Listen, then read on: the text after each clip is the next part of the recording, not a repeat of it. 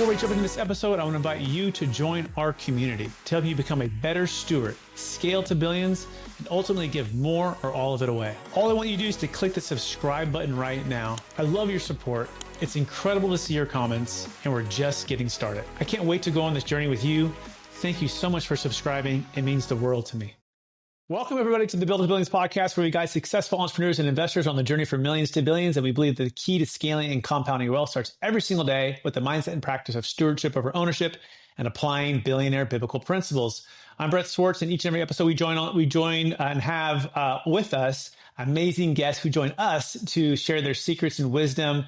They're entrepreneurs, they're millionaires, they're billionaires. And they're going to give us some great insights today. In fact, our next guest is out of New York. She is the CEO of Next Level and founder of Next Level CEO. And she had a cool, really amazing background of 30 years on Wall Street.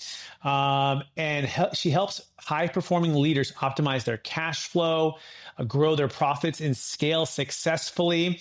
A lot of businesses have bookkeepers, and they even have CPAs for taxes, but many lack strategic financial guidance to drive growth.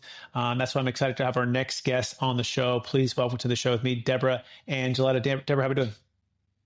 Great, Brett. How are you today? Fantastic. Great to see you. And for our listeners, get to know you for the first time, would you give them just a little bit more about your story and your current focus? Yeah, thanks so much. Well, it's so funny. Getting out of school, it was quite the journey, but I wound up getting into starting off in banking, moving on to financial planning, and eventually I made my way to Wall Street, which was great. It was such a great time. And this was probably back the early 2000s. It was the heyday of Wall Street. And boy, did we make some money back then. So I got to say, we had really, really big bonuses that we got every single year. And while a lot of people were spending them on brand new houses in the Hamptons, I was actually taking my bonuses and investing them in single and duplexes and multi-level properties. So by the time I got out of Wall Street, I had accumulated a nice portfolio for myself, decided to leave, and then started my own business from there.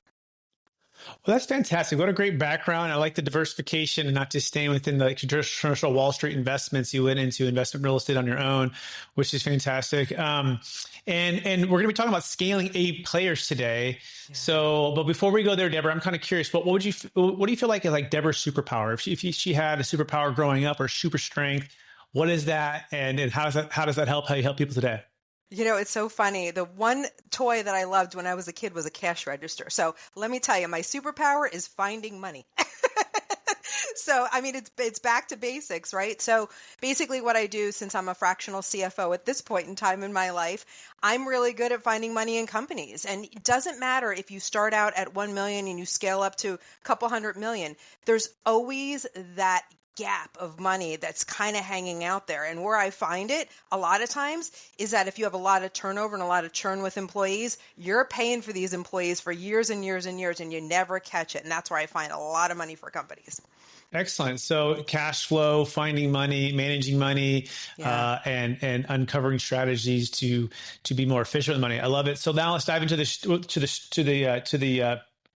podcast episode focus today, which is scaling with A players. Before the episode, you're talking about, hey, a lot of companies, sometimes they don't get back to the basics of scaling with A players, and they become the bottleneck. So what is the number one secret to, for the head of the company, the founder of the company, to get out of their own way and to scale with A players? Yeah, absolutely. So it's a couple of different things here. So I think even as you scale, it doesn't matter, right? You always, as a CEO, you have to make sure you're not the smartest person in the room.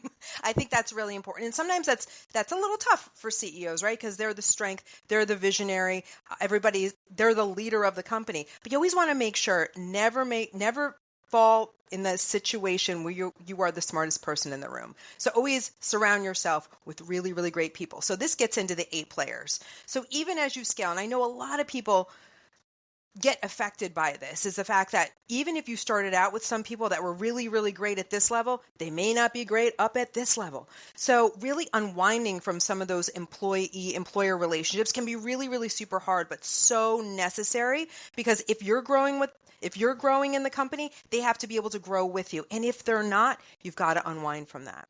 So if you like this little short clip of the interview I just did, click over here to watch the full interview. And please don't forget to subscribe. Thanks so much, everybody.